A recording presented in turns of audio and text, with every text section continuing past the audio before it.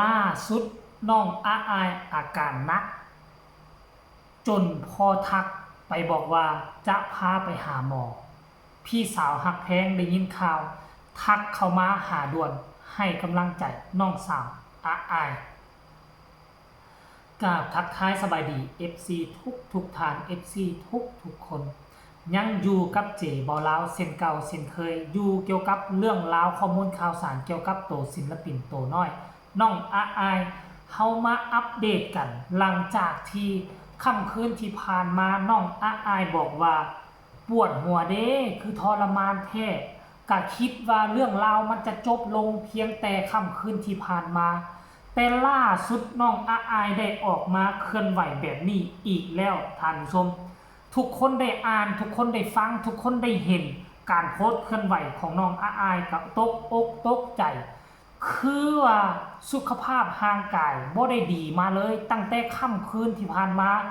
าเดี๋ยวนี้มันนักคูณ2ดีบ่ดีอาจจะได้แอดมิดอยู่โรงพยาบาลแต่ว่าพวกเขาต้องรอท่าที่ตามตอนต่อไปว่าพอนกพงศกรพาอาอายไปซักยาแล้วจะได้ในนอนบ่หรือได้กลับ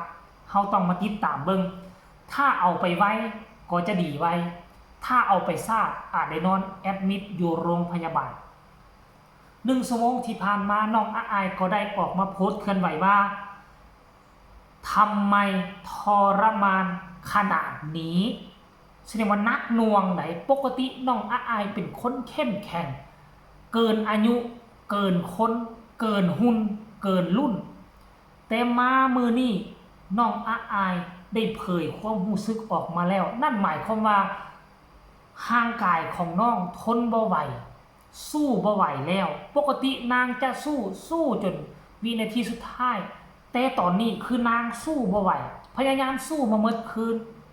แต่ด้วยความว่าไข้น่าจะไข้ขึ้นสูงเจบอลาขอคาดเดาเด้อเพราะว่างานเมื่อวานนี้มันตากแดดตากลมตากแดดฮ้อนแดดเมาแดดอาการที่จะเจ็บป่วยต่อไปของการตากแดดหลายนั่นก็คือไข้ขึ้นสูงเจ็บหัวตัวห้อนท่านผู้ชมเนาะโพสต์ไป1 ชั่วโมงคนลังไหลกันเข้ามากดไลค์ให้ 2,000 กว่ากดแชร์ไปก็หลายคนเข้ามาคอมเมนต์เป็น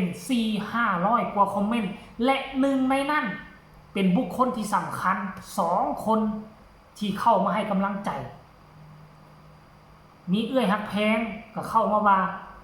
กอดกันนะคะคำนี้ก็คือว่าให้กำลังใจกันนั่นแหละกอดกันไว้อบอุ่นกันไว้อันนี้คือความเป็นห่วงเป็นใยของเอื้อยฮักแพงเนาะและซ้ำยังบ่นำเลยมีพอนกพงศกรเพิ่นมาอีกได้ผู้ต่อมาก็ขอให้อีล่าหายไวๆนะคะพักผ่อนเยอะๆนะคะลูกว่าซั่นผู้ต่อมาหายไวๆนะคะคนสวยของป้าอาอายบ่ได้ตอบแล้วเมื่อคืนนี้อาอายยังมาตอบคอมเมนต์เลยเดี๋ยวพอพาไปหาหมอฉีดยาครับหายไวๆโอ้อันนี้ลุงใหญ่แม่นบ่ลุงใหญ่ท่านผู้ชมแม่นแล้วผู้นี้เบิ่งรูปเป็นรูปของลุงใหญ่แต่ว่าชื่อเพิ่นบ่ใช่ว่าลุงใหญ่เด้พงศักดิ์อริยะสุนทรกุลแม่นบ่ถ้าอ่านผิดต้องขออภัยแต่รูปเป็นรูปลุงใหญ่โอ้ลุงใหญ่เพิ่นมีเพจแล้วก็มีแอฟฟ้าส่วนตัวของเพิ่นเนาะเพิ่นก็ทำภารกิจนักหน่วงปวดสมองมาเมื่อเช้าแล้วลุงใหญ่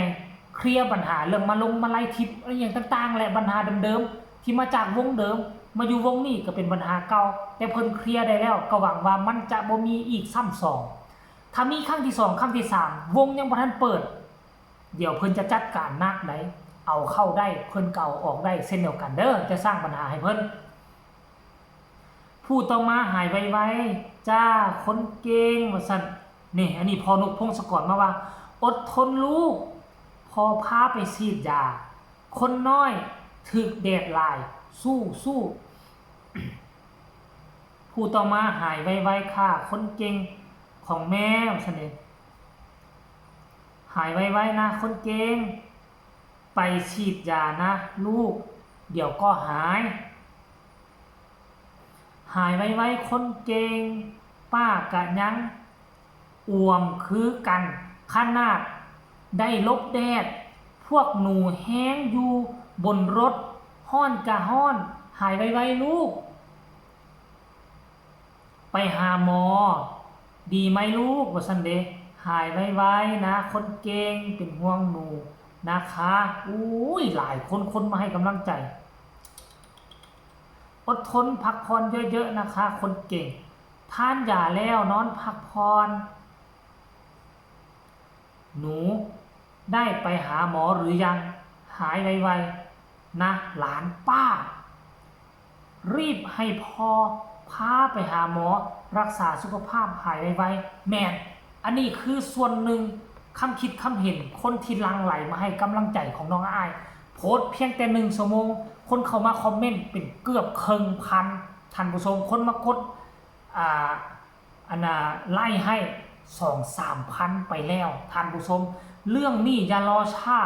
ถ้าเอาไปซ่าก็นี่จะเป็นคือข้างก่อนแอดมิดอยู่โรงพยาบาลเป็น3-4เป็นอาทิตย์นึงเพราะฉะนั้นข้างนี้ได้แอดมิดนะจักหน่อยหนึ่งฮอดมือปิดฤดูกาลน้องอ้ายอาจจะบ่ทันก็เป็นไปได้เพราะฉะนั้นอย่ารอซ่าห่างกายของเด็กน้อยบ่คือห่างกายผู้ใหญ่ห่างกายผู้ใหญ่ฮู้อาการไข้แล้ว 2-3 มื้อบางครั้งมันจึงออกฤทธิ์แต่น้องอ้ายฮู้เมื่อคืนนี้มื้อนี้ออกฤทธิ์ห่างกายของผู้ใหญ่เฮามันยังน้อยนักน้อยหนาได้ที่จะทนได้แต่อันนี้เด็กน้อยอายุ12 ปีภูมิคุ้มกันยังบ่หลายทอผู้ใหญ่เพราะฉะนั้นละไผอยู่ใกล้อยู่ไกลไผอยู่ใกล้อยู่มอให้รีบด่วนพาน้องไปโรงพยาบาลซะแต่ว่าพอนกพงศกรตัดสินใจแล้วแหละทักมาหาแล้วก็คาดว่าตอนนี้น่าจะเอาไปแล้วหรือบ่คันล่าซ่าเจ็บนักจะเสียเวลาหาเงินหาคำลูกเศร้าหน้าแบรนด์บ่แน่ว่าค่ำคืนนี้น้องอายจะได้ขึ้นแสดงนำหรือบ่เพราะอาการหนักหน่วงเอามาฝากเอามาต้อนกันเพียงซ้ำนี้เอามาบอกข่าวเปล่าประกาศว่าปัจจุบันนี้สักกุณาพรเนาะนางเอกตัวน้อยประจำดวงจิตดวงใจของพ่อฮักแม่ฮักของบรรดาแฟนครับแฟนเพลงบ่สบายเจ็บหนักเป็นไข้ขึ้นสูงทุกคนช่วยกันพากันกดไลค์กดแชร์คลิปนี้เพื่อส่งดวงใจส่งกำลังใจไปให้น้องอายให้หายไวๆซักยาใส่มือแรงนี่หวังว่าจะเห็นน้องอายขึ้นโชว์อยู่บนเวทีของคอนเสิร์ตลูกซาวนาแบรนด์คลิปนี้ฝากทุกคนกดไลค์กดแชร์กดติดตามให้แน่เพื่อจะบ่พลาดในคลิปต่อไปที่สำคัญอย่ากดข้ามโฆษณาใครมีคำตำหนิติชมคำคิดคำเห็นคือแนวใดก็สามารถส่งข่าวมาแลกเปลี่ยนบทเรียนนำกันได้อยู่ในใต้คอมเมนต์สำหรับคลิปนี้จะบ่เว้ายาวขอกล่าวคำว่าสบายดีบ๊ายบาย